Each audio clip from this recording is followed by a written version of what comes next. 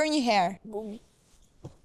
Ky i ri, quhet Edmond, është një 31 vjeçar nga Berati, emigrant në Greqi dhe ka një histori mjaft interesante që nis 4 vite më parë me një vajzë të quajtur Viola. Të paktën kështu mendonte ai se quhej. Në fillim më shpreu me emër tjetër për arsyet e veta personale. Një marrëdhënie që nis e gënjeshtërt, që në momentin e parë, por pas pak kohësh, i ri u merr vesh krejt rastësisht identitetin e saktë të vajzës me të cilën po komunikonte prej pak kohësh.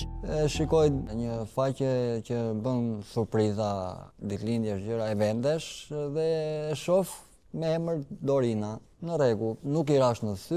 Ndërkohë si ishin komunikimet tuaja gjatë kësaj kohe? Shumë mirë, domethënë nuk i rash në sy. Lidhja ka qenë gjithmonë në distancë. Edhe kur kam qenë në Shqipëri, domethënë i kam kërkuar të takoheshim, jo mos bëjmë me kokën tënde, jo ti di problemet e mia si kam unë tani.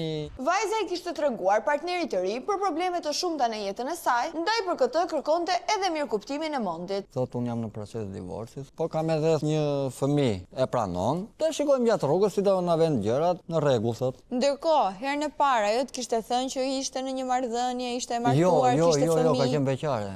Domethënë në dijenin time që siç më shpreu ka qenë beqare goca. Okej, ndoshta nuk është ndjerë e gatshme të ndaj sekretet e jetës me këtë person që sapo e kishte njohur. Ndërkohë, ti nga Shqipëria shkove në Greqi, në atë periudhë që ishe në Shqipëri, takove ti?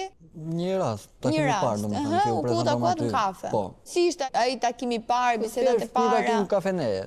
Domethënë i shikojmë gjëra, do flasim, do merremi vesh. Këtu jemi, e kupton? Takimi i parë mes të dyve duket se shkon mjaft mirë, bisedojnë, tregojnë momente nga jeta e tyre, bëjnë premtime, duket si nisja një raporti që do të konsolidohej me kalimin e kohës. Ndërkohë, disa muaj pasi ishte kthyer në Greqi, udhëton sërish drejt Shqipërisë. Ka qenë periudha në mars jam kthyer për në Shqipëri, kur do vija këtej më merr në telefon më thot mua më ndihmon do të thot me pak mesazh i parë, domethënë kërkesa e parë e kësaj. I thash për momentin nuk kam, por po shkoj në Greqi edhe të flas me pronaj, ja çova. Fillimisht e kam çuar a 150 a 200 euro, po nën 200 domethënë nuk ka pas fatura më të vogla domethënë.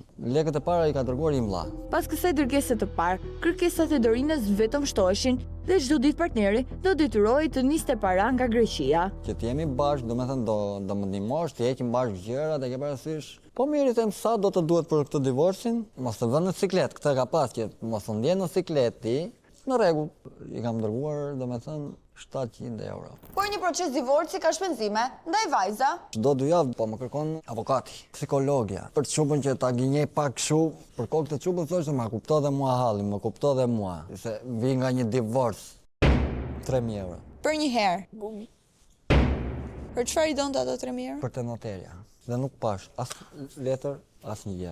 Do ndërronte mobiljet e shtëpisë, krevat, çupët, nuk pash unë se ku ishte krevata, se ç'a ngjyre, se ç'a modeli. Në gusht do nxjerr çupën thot mua në plazh. Po s'vajta vetë do t'i jap motrës sot. Në rregull i thash. Po më duhen, thash, sa duhen i thash 100.000 lekë për çupën, e kupton? Em ta map më nis që mos të them prapë për muajin tjetër më thot, edhe ti mos i biesh pronarit në qafë javë për javë thot, nisëm një 500. Prapti. Prap do merrte makinë me qera. Një të marr lekët, thuja e ke parë ndonjëherë për një muaj. Një mesazh nuk më shkroi. Kam pas ditëlindjen, nuk më ka marrë telefon. Jo të më merrte, po të më shkruante.